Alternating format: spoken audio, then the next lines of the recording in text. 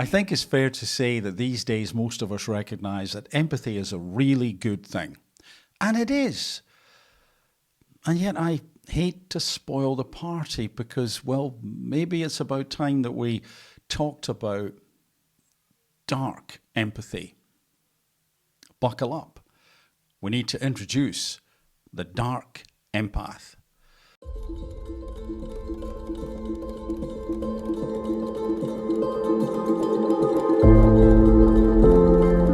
And that literally is the heading of this article, which will be one of a couple that I'll go over, but not every part of the articles, to help us unpack this, I hope we find, interesting subject and topic. So, new research identifies people high in both empathy and darkness. It may seem that people with elevated dark triad traits, we'll talk about what those traits are in due course, are not empathic, but it isn't so simple. In a basic sense, empathy serves people higher in dark traits. Dark traits may be a necessary evil, arguably important for group survival at critical times. Empathy, while serving altruism, is also a tool for the Machiavellian mind, which needs good intel for appraising and potentially taking advantage of others. The article goes on. Two basic types of empathy. Empathy comes in two flavors, cognitive and affective. They are independent of one another, but also often work in tandem. Cognitive empathy is the ability to see things from another's point of view. Affective empathy is the capacity to vibe, that's what it says there, with others' emotions. Cognitive empathy is stronger in narcissism, while affective empathy is weaker. So in other words, a narcissist can work out things. Right, I can put myself in your shoes and logically consider what may be going on, but I don't feel it, or I don't feel it in quite the same way. And just to note here, you may read some things which suggest there are three types of empathy, and some writers consider compassion to be a third type of empathy.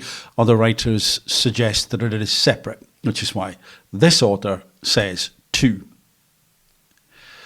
And from this article, 4 dangerous qualities of dark empaths.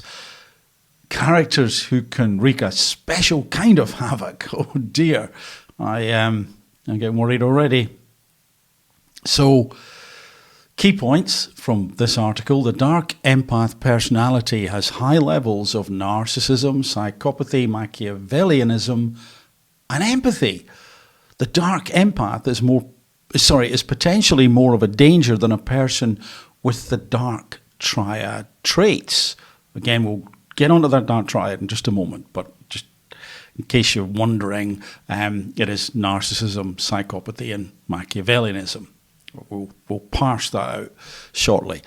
Dark empath traits can be initially appealing because they create a superficially attractive person. Okay, so again, same article. People who exhibit the dark triad personality type, narcissism, psychopathy, and Machiavellianism, are associated with the power to manipulate and use others for personal gain. When you add a high level of empathy, which is the ability to see the world the way others do and know what they're feeling, you have a person who has been categorized as a dark empath. I see. So what we're beginning to glean here is that the dark empath does not necessarily just only calculate. In fact, the suggestion is that they also feel. They have that affective empathy in the mix as well.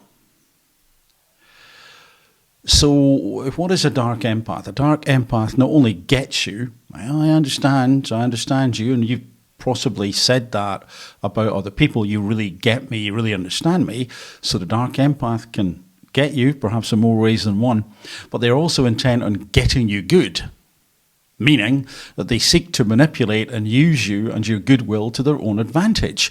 Psychopathy is a trait that removes the barriers or guardrails that most people have that keep them from acting on their more destructive impulses. I think it's a fairly good description of some psychopaths.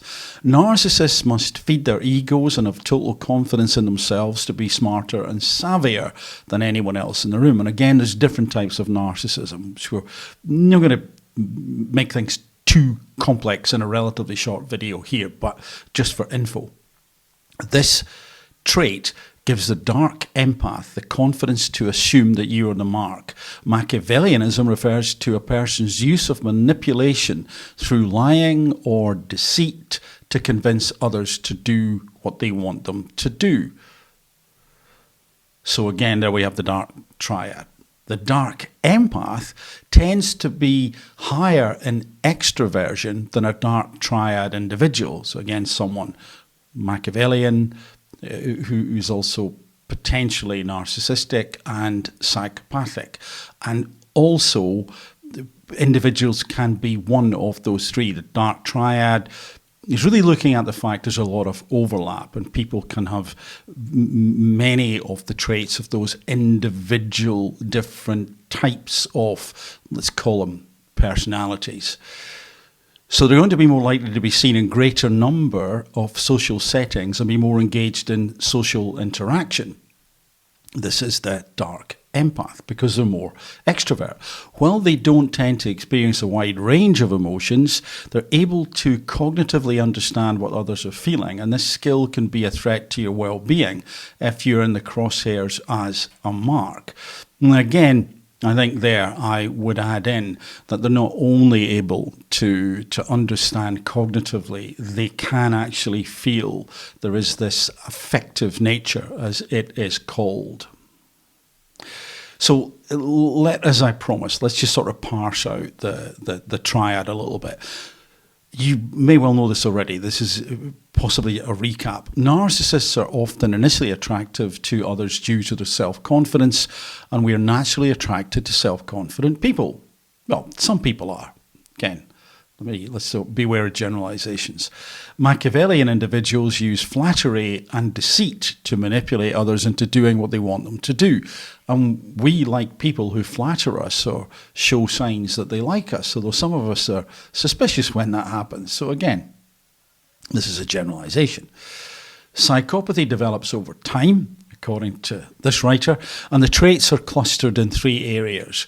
Interpersonal traits, which include grandiosity and manipulation, affective traits, such as limited emotional range and callousness shown to others, and behavioural traits, which are reflected in their impulsive and risky actions. Also with psychopaths, and there's a lot written, and once more, just like any part of that dark triad, this can appear in individuals in different ways. There are various spectrums, if you want to think of it that way, in terms of these traits and the sub-traits. And also I would say that some psychopaths can turn on emotions like a tap and off again. But let's then go to the research that kicked all this off, these couple of articles that I've just read from, because it is useful to listen to the researchers themselves. This is not a research paper, but it is an article that they've written. So this is Nadja Haim and Alexander Sumich, Nottingham Trent University, and the article is entitled Dark Empaths, How Dangerous Are Psychopaths and Narcissists with Empathy? Well, people with dark personality traits, psychopathy, narcissism, are more likely to be callous, disagreeable, and antagonistic in their nature. Such traits exist on a continuum, which is kind of what I was saying earlier. We all have more or less of them, and this does not necessarily equate to being clinically diagnosed with a personality disorder, and that's important, and these researchers will mention that again. And what that means is we are, for a lot of this research we're exploring, talking about people who are around us. They're not necessarily locked away somewhere, as we shall see. Traditionally, people who are high in dark traits are considered to have empathy deficits.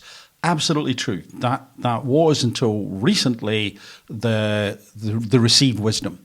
potentially making them more dangerous and aggressive than the rest of us. But we recently discovered, the researchers, something that challenges this idea. Our study, published in Personality and Individual Differences, identified a group of individuals with dark traits who report above average empathic capacities. We call them dark empaths. Isn't this interesting? I find it interesting. I find it absolutely fascinating. Also answers a few questions I've had over the years, which I put down to this sort of happening, but in a different way.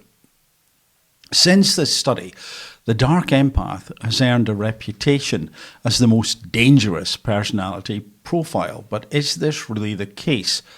And it has. You may have read some people who've written some articles on this. You may have seen some videos and on social media platforms, including YouTube, saying that it's the most dangerous personality profile. As we'll see, potentially not. And again, this from the authors.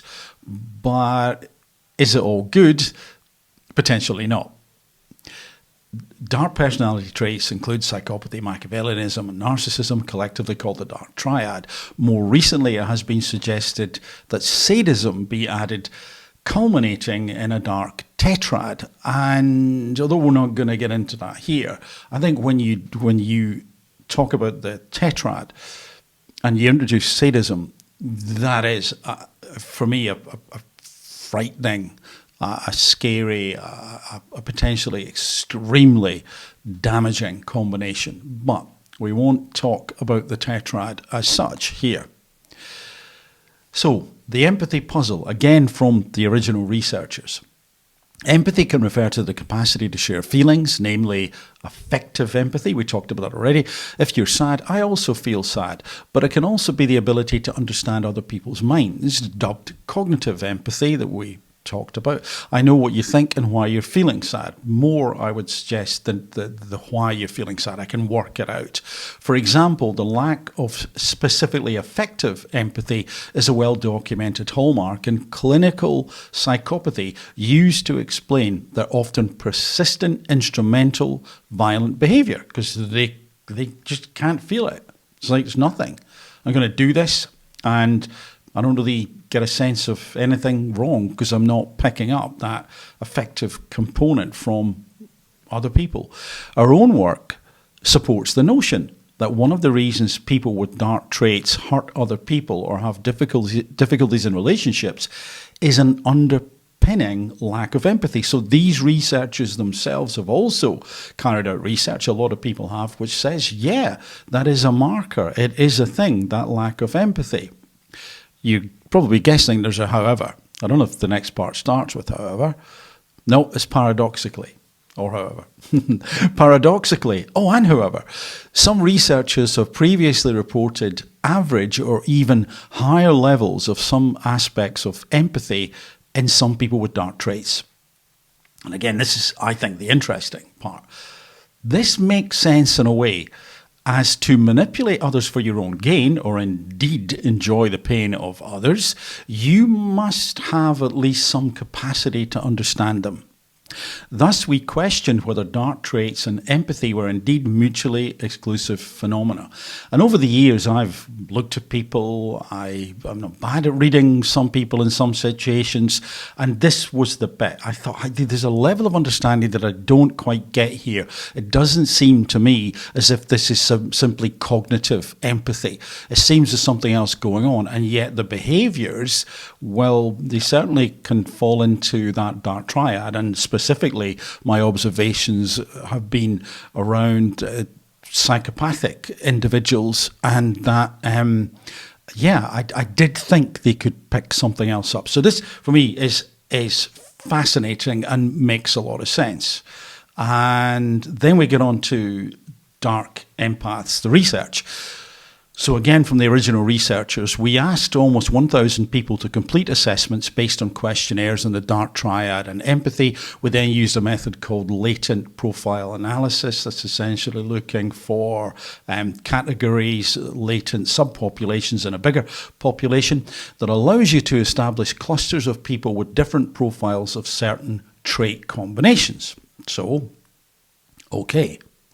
As expected, we found a traditional dark triad group with low scores in empathy, about 13% of the sample. We also found a group with lower to average levels across all traits, and they were about 34%, and the researchers have called them typicals. And a group with low dark traits and high levels of empathy, about 33% were empaths. So you've got, most of us tend to believe, or at least we're interacting with, so-called typicals and so-called empaths. And of course that group who were low in empathy, that sometimes we stumble across, potentially to our cost. However, the fourth group of people, the dark empaths, was evident. They had higher scores on both dark traits and empathy. They were about 20% of the sample. Interestingly, this latter group scored higher on both cognitive and affective empathy than the dark triad and typical groups. So the typical individual, as they call them, the dark empaths scored higher on both cognitive and affective empathy than typical and dark triad. In other words, they're really able to work folks out. Like really good at it, it would seem, from this research. We then categorised these groups based on measures of aggression, general personality, psychological vulnerability and well-being. The dark empaths were not as aggressive as the traditional dark triad group, suggesting the latter are likely more dangerous. Nevertheless, the dark empaths were more aggressive than typicals and empaths, at least on a measure of indirect aggression, which, once I read this, it may make sense why. That is, hurting or manipulating people through social exclusion, malicious humour, and guilt induction. And you see, if you really could read people well, cognitively and effectively, you'd sort of know where the buttons were to press, wouldn't you? And I think that's what we're seeing there. Thus, although the presence of empathy was limiting their level of aggression, good, it was not eliminating it completely. So, hidden dangers. Though the aggression reported by the dark empaths was not as high as the traditional dark triad group, the danger of this personality profile is that their empathy and likely resulting social skills made their darkness harder to spot. We believe that dark empaths have the capacity to be callous and ruthless, but are able to limit such aggression, which is a good thing. It is worth noting, however, that those clinically diagnosed with an antisocial personality disorder, often showing excessive levels of dark traits, most certainly lack empathy and are dangerous predators, and many of them are in prison. Our research is looking at people in the general population who have elevated levels of dark personality traits rather than personality disorders.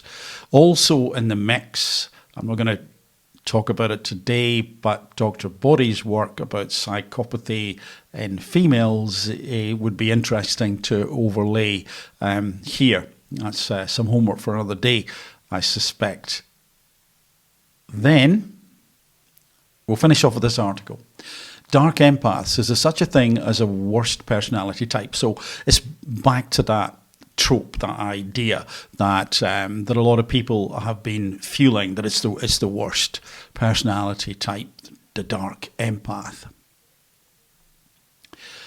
So again, from one of the key researchers, Dr. Nadja Haim, we need to be a bit careful here because they're probably not the worst of the worst, because they still have empathic capacities. And I would imagine that within each individual, that will vary as well. So they're not the worst of the worst. The empathy can put the brakes on the aggression, remember.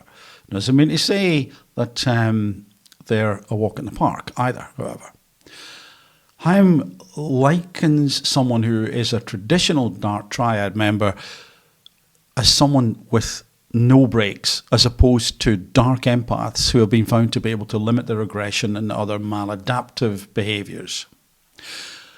And again, skipping ahead in that article, however, one unexpected outcome of the research, and this is the other key researcher, Alexander Sumich, says, is that people who identified with the dark empath label began to reach out.